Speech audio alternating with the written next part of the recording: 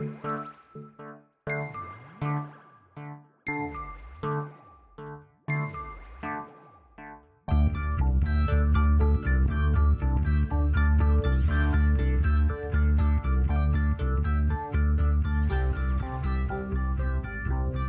going to try something. Because we had to push our schedule from an in-studio to a remote thing, we were going to have guests on. We were going to have my cousin Nick and his fiancee Jen.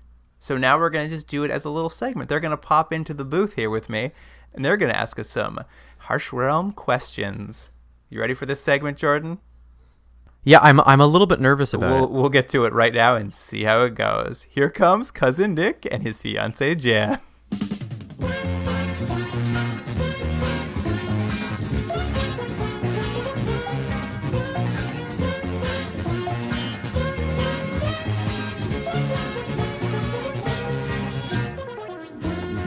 So neither of you have watched Harsh Realm before, just this last episode. Yes, just this last one. The very last one. I mean, as a standalone episode, it was all right, but like, as long as you accept everyone being really, really dumb. Do you think that this show is going to have a crazy plot twist come later, like someone was secretly dead in real life all along, or that an NPC is in someone's real life body? Oh, if the show had kept going? Oh, that's interesting. I think they clearly were going to be setting up something with a character you wouldn't have seen in this episode, but there's a character named Inga Fossa, who's this maybe government agent who is kind of playing both sides. The villain, what's his name? I can't remember the villain's name in this. That's right, Santiago and Hobbs, and I think they'll probably be playing that. What we've learned is not really what the reality of the situation, that there's maybe more to Harsh Realm of what we've seen. But I don't know, Luke, what do you think direction it was going to go in? I like the idea that at some point they were going to put an NPC into someone's human body. I think that would have been a great turn for the show. I think I mentioned it in a previous episode, but I would have liked one of the characters in Harsh Realm to go into Harsh Realm in Harsh Realm, and then just keep going, and then that character also go into Harsh Realm, and just get more and more complicated. So basically Inception. Exactly. Oh, wait, I was already done. Forget Chris it. Carter could have beat him to the punch. He could have beat him, but what's his face is just counting all those gold nuggets at home. All right, I guess that brings us to who would win, Pinocchio or one radioactive gold bar? Clearly the radioactive bar doesn't do much other than make someone crazy, so I'm going to guess that he wins, because he didn't have any radioactive poisoning. He just became nuts. So I'm guessing he's going to win against that bar? I guess so. I mean, does that mean he gets to get his sunset finally if he gets that gold bar? I guess. So I think we're both saying Pinocchio wins, just completely insane. Pinocchio 1 and gold bar 0. So, what did you guys decide on Pinocchio's motivation here? Why do you want gold so much? I mean, we talked about it a little. Mostly we just said it was his first character trait. Yeah, you find out in other episodes that he's playing the game, but he actually, he's been sort of maimed. He's missing legs, and he's sort of scarred up, and he's volunteered to go into the game. But they kind of hint at that he might be trying just to live out a life that he can't anymore. So I think they've implied that somehow, but only in this episode, it's the only episode where you see that he wants anything to do with gold, that somehow this currency that's never been mentioned before in the show will be able to buy him a house that, again, I don't know how that's going to be peaceful because Santiago's taking over everything. So it's flimsy at best, but I think that's kind of, it may be giving too much credit to the show, but I think that's kind of what the motivation is.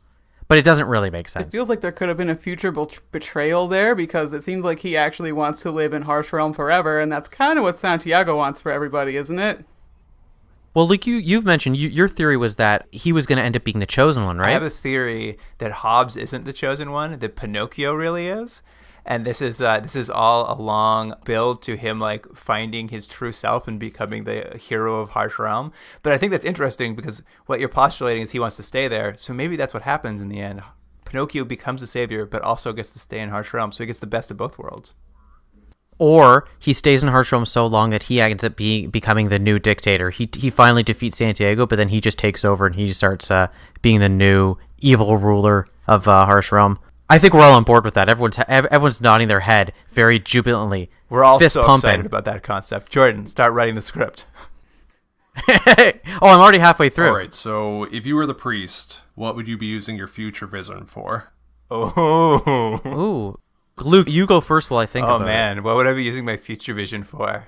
I think sadly it would be a lot of like looking to see when the next bus is coming, making sure I like don't like get to a movie late because it's too sold out. Just a lot of making my life more convenient, I think. I think I'd be doing a lot of betting with people. I'd be like, hey, I bet that bird's gonna fly by in a couple minutes. I'll bet you 10 gold bars. Stuff like that, that I'm gonna know, and then I'm always gonna be winning my bets. I think that was an episode of MASH actually, but anyways, for all those MASH fans out You'd there, use the future vision to be Klinger. yeah, that's right, that's right. Oh, I like all these MASH references. It feels like you're both really squandering future vision. Like you're not even using it for lottery. so? It's just like small bets with friends. I don't know if you know this, but we do a podcast about TV shows from the 90s. We are squandering a lot more than just future vision. Well, we're making a lot of money on this. Let's not fool anyone. So, like, how many gold bars are we talking here? At least enough to have a 5-man mercenary army. All right, so when do you think they were going to reveal that the dog was actually a person all along? Because, like, they spend a lot of time on this dog, and it doesn't make a lot of sense unless maybe it's a real person who got put into a dog body. It's funny, we just talked about that. What do you think, Luke? I mean, that's the dream episode where we discover that, like, in reality, maybe that's what the episode is. We see a whole episode about this guy living his regular life in the real world, and there's like this accident. It's very tragic, and at the end of it, we get this big reveal that he's put in hard trouble into this dog body, and then we get this like flashback of all the scenes with the dog, and we just get to realize this man's like sad existence, and it kind of ends with Pinocchio threatening to eat the dog again. I think it would be good if you had a whole episode that was essentially a clip show of other episodes, but it's all seen through the perspective of the dog.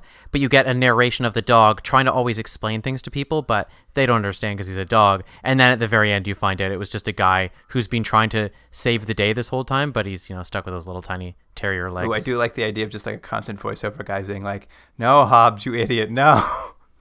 Yeah, exactly. And then he's also sniffing butts. I kind of like it better if it's still barking, but with subtitles. Oh, okay, that is better. I'll give you that. All right, guys. Thanks for coming on. Sorry we bumped you from the podcast for this little segment, but there was no way around it. Thanks for having us on. Now we're internet famous. Jordan, are we internet famous? Yeah, All right, goodbye. And he's gone. He walked out of the room. That's the end of it. What a wonderful ending. What a great new segment, which we'll do all the time. What does my cousin Nick and his fiancée Jen think about things? I think it's its own podcast. Great, we can retire.